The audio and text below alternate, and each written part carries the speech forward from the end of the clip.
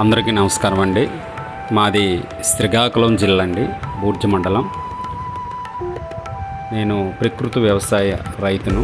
ఒక 10 ఎకరాల్లో దేశవాళీ వరి పండిస్తూ, అలాగే పప్పు ధాన్యాలు ఇవన్నీ కూడా పండిస్తూ, మిగతా రైతుల దగ్గర కూడా ప్రకృతి వ్యవసాయ పద్ధతిలో చేసినటువంటి రైతుల దగ్గర ఇవన్నీ ఉత్పత్తులు తీసుకొని దాన్ని పాత పద్ధతిలో, అంటే తిరగలతో ఇసిరి జల్లించి చెరిగినటువంటి పాత పద్ధతిలో మేము పప్పులను తయారు చేయడం జరుగుతుంది. అలాగే బ్లాక్ రైస్ కానీ,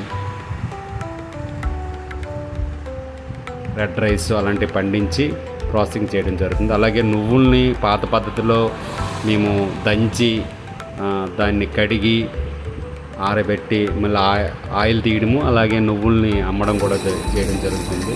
ఇదిగోండి, తిరగలతో మినుముల్ని ఇసిరి మినప్పప్పు తయారు చేయడం జరుగుతుంది.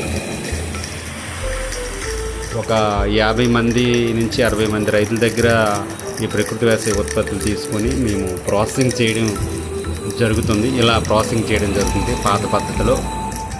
ఇదిగోండి చూడండి, ఇటువంటి రసాయనాలు వాడకుండా పండించినటువంటి ఉత్పత్తులండి. అలాగే ఇదిగోండి చూడండి, ఇది గమనించండి, ఇది బ్లాక్ రైస్. దీన్ని మేము బ్లాక్ రైస్ కానీ, రెడ్ రైస్ కానీ, అలాగే మైసూరు మల్లిక, ఢిల్లీ బాస్మతి, కుజు పటాలి, మిగతా విత్తనాలు కూడా మేము వేసి పండించి రైతుల వద్ద కూడా పండించి మేము తీసుకొని ఈ విధంగా మేము ప్యాకింగ్ చేసి ఆర్గానిక్ స్టోర్స్ కానీ, అలాగే వినియోగదారులకు కానీ మేము అందించడం జరుగుతుంది. గమనించండి, చూడండి, ఇలాగా మేము ఆర్టీసీ ఏఎన్ఎల్ ట్రాన్స్పోర్ట్ ద్వారా మేము బల్క్ సప్లై కూడా ఇవ్వడం జరుగుతుంది. మేము ఒక బ్రాండింగ్ కూడా చేసుకున్నాము, సంపూర్ణ నేచురల్స్.